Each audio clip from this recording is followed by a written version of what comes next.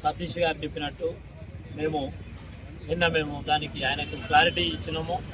ఆయన మేడారం సమ్మక్క సారలమ్మల గద్దెకు రండి అంటే ఈరోజు పొద్దున 11 గంటలకు టైం పెట్టి మేము మా పార్టీ నాయకులు అందరం కలిసి పొద్దున 11 గంటలకు సమ్మక్క సారలమ్మల గద్దె దగ్గరనే ఉండడం జరిగింది. అక్కడి నుంచి ఇక్కడ ఆయనకు సంబంధించిన కొంతమంది చెంచాలు ఈరోజు ఒక ప్రెస్ మీట్ పెట్టి మాట్లాడడం జరిగింది. ములుగులో మేము మేడారం కాదు, ములుగు నడిబొడ్డున నడి సెంటర్లో అయితే మేము వస్తామన్నారు. చలో మేము ఎందుకంటే కాంగ్రెస్ పార్టీ ఎప్పుడు చెప్పేదే చేస్తుంది, మేము చేసేదే చెప్తాము, అభివృద్ధికి మాత్రమే కట్టుబడి ఉండేటోళ్ళం కాబట్టి మేము వాళ్ళు ఇచ్చిన సవాలుకు బీఆర్ఎస్ సతీష్ చెంచాలు ఇచ్చిన సవాలుకు మళ్ళీ స్వీకరించి ఈరోజు ములుగు నడిబొడ్డున గాంధీ విగ్రహం దగ్గర ఇక్కడ 6 గంటలకు టైం చెప్పి ఇక్కడికి రావడం జరిగింది. కానీ అక్కడ మేడారంలో ఇక్కడ ములుగు నడిబొడ్డులో వారు ఎవరు లేరు. ఎందుకు అంటే వారిది మొదటి నుంచి మేము చెప్తూనే ఉంటాం, ఓన్లీ పేపర్ స్టార్లు మాత్రమే. వాళ్ళు గవర్నమెంట్లో ఉన్నప్పుడు ఎటువంటి అభివృద్ధి చేయలేదు, ఇప్పుడు ప్రతిపక్షంలో ఉండి కూడా సరైన ప్రతిపక్ష పాత్ర పోషించట్లేదు. కనీసం ఒక పద్ధతి తప్పించి మాట్లాడడము, సోషల్ మీడియాలలో పెయిడ్ ఆర్టిస్టులను పెట్టి తిట్టియడము, ఇది తప్పితే వాళ్ళు జనానికి చేసేది ఏం లేదు. తెలుసు వారు గత 10 సంవత్సరాలలో తెలంగాణను ఎంత ఆగం చేసినరో తెలుసు, ఎంత అక్రమ మైనింగ్లు చేసినరో తెలుసు, ఎన్ని భూ కుంభకోణాలు చేసినరో తెలుసు. వారి చిట్టాలు మాట్లాడుకుంటూ పోతే రోజులకు తరబడి మాట్లాడినా తరగని పాపాలు వారు చేసిండ్రు. అయినా వారు సవాల్ అన్నారు కాబట్టి మేము ఆ సవాల్ని స్వీకరించి వచ్చినాం. వారికి ఆ అర్హత లేదనేది మరొకసారి తెలిసిపోయింది.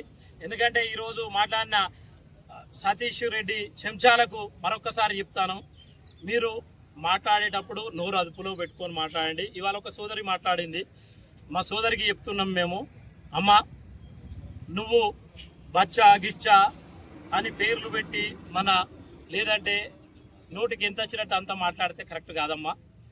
మాట్లాడేటప్పుడు మీ స్థాయిని కూడా గుర్తించి మాట్లాడండి. మీరు ఏ స్థాయిలో ఉన్నారు, మాకు కూడా మిమ్మల్ని చూస్తే చాలా జాలి అనిపిస్తున్నది.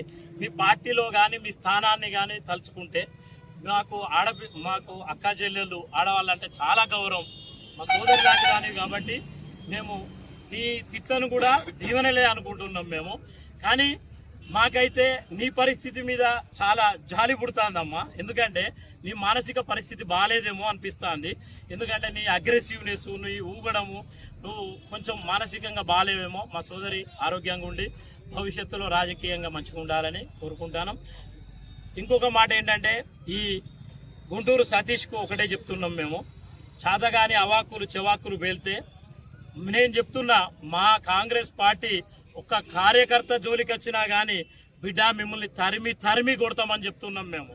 మళ్ళీ ఒక నాయకుడు కాదు, కార్యకర్త జోలికి వచ్చినా కానీ ఇవాళ ఏదో బెదిరిస్తున్నారు, రేపు భవిష్యత్తులో ఇది చేస్తాము, భవిష్యత్తులో అది చేస్తాము, మేము వాళ్ళని తొక్కుతాము వీళ్ళని తొక్కుతాము కాదు. మీరు భవిష్యత్తు మాట్లాడుతున్నారు, మేము స్టిల్ గవర్నమెంట్ నుండి మాట్లాడుతున్నాము. అయినా మేము తొక్కాలంటే తొక్కలేమా మిమ్మల్ని? కాకపోతే కాంగ్రెస్ పార్టీలో నిబద్ధత కలిగిన కార్యకర్తలు ఉంటారు, మాకు ఒక సంస్కారం అనేది ఉంటుంది కాబట్టి తొందరపడి మాట్లాడతలేము. మీ లెక్క మేము తొక్కుతాము, మేము రేపు వస్తాము ఎల్లుండి వస్తాం కాదు. స్టిల్ మేము ఇప్పుడు ఉన్నాము, రేపు ఉంటాము. కానీ మీలాగా మేము చిల్లర మాటలు మాట్లాడము, ప్రజలకు అందుబాటులో ఉంటాము, మరింత ఎక్కువ సర్వీస్ ఇస్తాము, ఎక్కువ సేవలు అందిస్తాము, ప్రజలతో మమేకమై పనిచేస్తాము. ఇంకా మాది ఒకప్పుడు వెనుకబడ్డ కాన్స్టిట్యున్సీ, ఈ రోజు కాదు, కొన్ని 100 కోట్ల రూపాయల వర్కులు నడుస్తున్నాయి, ఇంకా ఎక్కువ నిధులు తీసుకొస్తాం. చలో రండి, మీకు దమ్ముంటే ములుగు నియోజకవర్గానికి మీ హయాంలో ఎన్ని నిధులు తీసుకొచ్చిండ్రు, మేము ఎన్ని నిధులు తీసుకొచ్చినాం, సబ్జెక్టు మాట్లాడుకుందాం. వ్యక్తిగతంగా మీరు మాట్లాడితే మేము 100 తిడతాం, మేము 100 తిట్టి ఇంకొక 10 కొసరెత్తాం. మేము వ్యక్తిగతంగా అన్ని తిట్టగలుగుతాం మిమ్మల్ని కూడా. కానీ మాకు సంస్కారం ఉన్నది కాబట్టి సబ్జెక్టు మాట్లాడుతున్నా, రండి అభివృద్ధి మీద చర్చకు రండి. మీరెన్ని డబుల్ బెడ్రూమ్ ఇల్లు ఇచ్చిండ్రు ములుగు?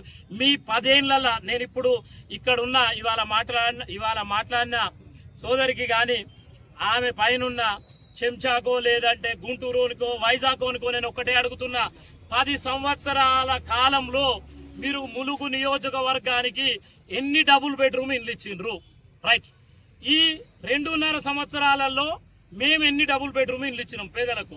ఒక ఇందిరమ్మ ఇల్లు ఒక సామాన్యుడి మధ్యతరగతి ఒక వ్యక్తి కళ ఒక ఇల్లు.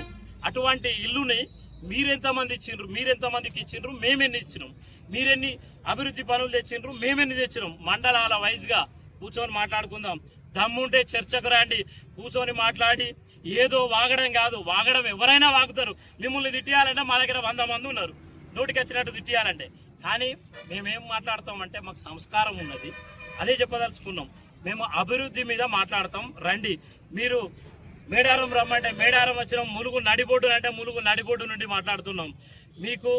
మాకు సవాలు విసిరే అంత చేత కాదు, మీకు ఆ స్థాయి కూడా మీది కాదని మరొక్కసారి తెలియజేస్తున్నాం. కానీ ఒక్కటే చెప్తున్నాం, సీతక్క అంటే ఆపదలో అంబులెన్స్ అన్న లేటుకు వస్తుందేమో కానీ ప్రజల కష్ట సుఖాల్లో సీతక్క ముందుంటుంది.